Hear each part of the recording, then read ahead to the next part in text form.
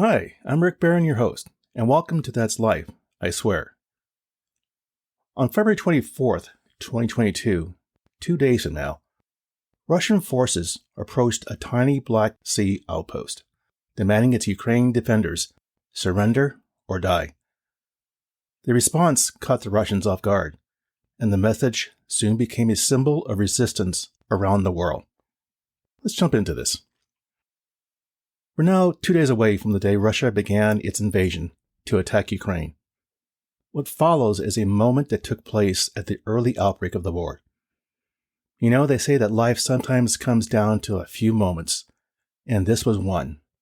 This was the one that would set the tone for the war and demonstrate a country's resistance to tyranny. As the Ukraine war began to unfold in late February of 2022, Ukraine found itself with low military supplies and a very small army.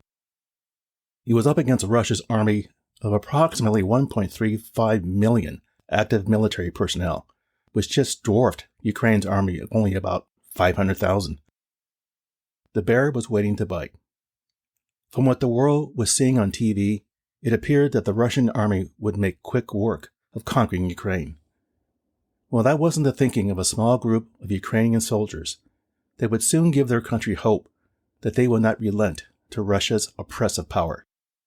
What Ukraine lacked in size and military armament, they made up with resilience that would stun the world, but even more so, Mr. Putin. Before the war, Ukraine began preparing its defenses. Part of that preparation included a small group of soldiers and their captain, Bohdan Hutsky, arriving on an island unknown to the world at the time. As the soldiers arrived on the island, they looked around, and it became very clear to them that it was going to be very hard to defend this island against the might of the Russian army and its navy. To make matters worse, the island of occupied Crimea was about 113 miles east of them. Since taking over the Crimean Peninsula in 2014, Russia ensured that the Black Sea was heavily occupied by its military. The small island that the Ukrainian soldiers were to defend was an important territory 22 miles from Ukraine's southern coast. It was a rocky outpost in the Black Sea, a place known in Ukraine as Snake Island. Now, Snake Island has some history. Over many years, numerous countries battled for the ownership of this island. These countries included the Ottomans, the Russian Empire, and the Germans. They all tried at one time or another to conquer it for its own. There are shipwrecks from World War I and II. Some of these shipwrecks are a 1917 Russian destroyer sunk by a German mine, a Soviet submarine, and a grain ship. So great was the importance of this island that President Zelensky flew out there twice by helicopter and instructed his military intelligence services to reinforce the island's defenses. As a result, the population of the soldiers on the island increased to 80. Captain Hutsky and his 80 soldiers had a good view of the Black Sea. They knew this wasn't going to be easy, because the winters there are very harsh and very frigid. The soldiers lived in one barrack with showers, a radio station, and a pier.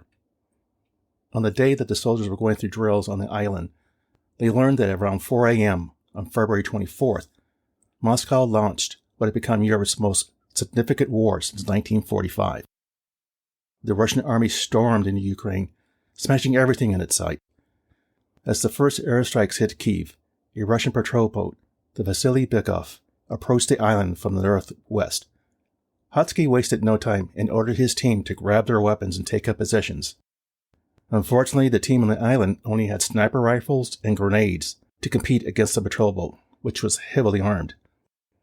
As dawn broke, the Russian vessel Vasily Bykov got closer. It was now only about a mile offshore. The ship had a sinister look about it, with its sleek, gray corvette design. The Russian ship's operator quickly came straight to the point. "Give up. Lay down your weapons." No reply from the island, just silence. Then, around 10 a.m., the first missile came crashing into the island. Hutsky wasn't sure what to do. Was this a warning? Would it be the beginning of a barrage of a massive missile attack? He was too busy to be scared, and his team was looking to him for orders. As the Ukraine team on Snake Island dug in for what may be coming next, another Russian ship approached from the south. It was the Moskva, the flagship of Russia's Black Sea Fleet. Its length was 200 meters with a crew of about 510 and was equipped with guided cruise missiles and anti-aircraft systems. I mean, this ship was a lethal Soviet-built gun platform capable of crushing anything in its path. What was feared began to happen. Shelling of the island started again. After the shelling stopped, a wave of Russian jets began bombing. Hotsky and his team found any place to hide from the incoming bombardment. Then the shelling stopped, and all went quiet. He was silent for a moment, and then the Moskva repeated the surrender message sent earlier. The Russian officers were under the impression that the Ukrainian soldiers would surrender and join the Russian forces, as many Crimean-based soldiers had done in 2014 when Putin sent special forces to seize the peninsula. The immediate picture was getting worse as Russian boats had circled the island. Clearly, with Ukraine under attack from several directions, no help was coming. One of the captain's colleagues monitored transmissions on the radio and hoped to make contact for help. The radio came back to life again. On the other end of the line was an urgent voice speaking in Russian. It was the Moskva. The exchange went something like this. Snake Island. I, Russian warship, repeat the offer. Lay down your arms and surrender, or you will be bombed. Have you understood me? Do you copy? Hotsky and his team looked at one another. Their eyes were telegraphing, what do we do? A few soldiers contemplated that this was it, and perhaps it was best to surrender rather than be bombed to death. Then someone said, well, then that's it. Or do we need to tell them to fuck off? Another guard said, might as well. And then the 5 words that would soon circle the globe quickly were relayed back to the Russian ship. First border guard. Russian warship. Go fuck yourself. Soon after the conversation, the Ukrainian military command lost contact with the island. It was assumed all of its defenders had been killed. All of Ukraine was in mourning. It wasn't long that President Zelensky awarded a posthumous honor to Hotsky and his comrades, each receiving the title Hero of Ukraine. The last words exchanged with the Russian warship were shared via an audio clip with the Ukrainian public. They listened with sadness, tears, and pride. They were hearing the last words of 80 men who gave their lives to defend Ukraine. Or so everyone had assumed. On February 25th, a priest named Father Vasilo Virosub received a call from a Ukrainian naval officer. The officer came straight to the point. The priest was to take a boat journey to Snake Island and bring back the bodies of the fallen. The priest had 30 years of experience in the church and chaplain to Ukraine's military personnel. He agreed, of course, and quickly got onto a boat with 2 clergymen and a doctor, heading for Snake Island. The Russian Navy had approved the trip.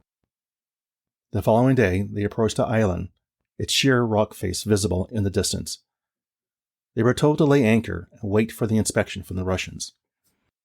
When the Russians boarded, the priest was asked why he was coming to the island. When he explained he was there to collect the bodies of the dead, he was told that there was nobody on the island. Everyone had left already. The priest was ordered to take a photo of the island and send it back to his people and deliver the following message: that the Ukrainians defending the island had all surrendered and were now prisoners of war. The territory was now Russia's.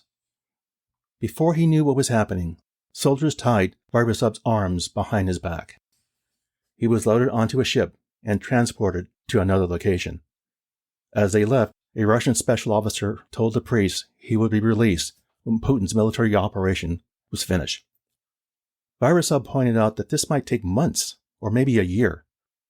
The officer laughed and was amused and told the priest, listen, it will only take 7 or 8 days, no more, to conquer Ukraine. When they pulled into the port, the priest still hoped he might be set free. He was, after all, a civilian engaged on a humanitarian mission. Well, the Russians didn't care. They shoved him and 24 other non-combatants into a minivan and drove them to a naval watchtower at gunpoint. Over the next 11 days, he was interrogated up to 3 times a day. Unfortunately for the priest, his hell was about to begin. What can we learn from this story? What's the takeaway? Well, for me, the immediate takeaway was that Ukraine was not going to roll over and surrender. If Russia wanted to fight and take over their country, then bring it on. The resolve of this country would soon unite the world, leading to numerous countries to come to their aid with military and food supplies. What we can learn from this story is that it doesn't end here. I ask you to join me next week for part 2, the final episode of this story. Well, there you go. That's life, I swear. For further information regarding the material covered in this episode, I invite you to visit my website that you can find on either Apple Podcasts or Google Podcasts for show notes calling out key pieces of content mentioned and the episode transcript.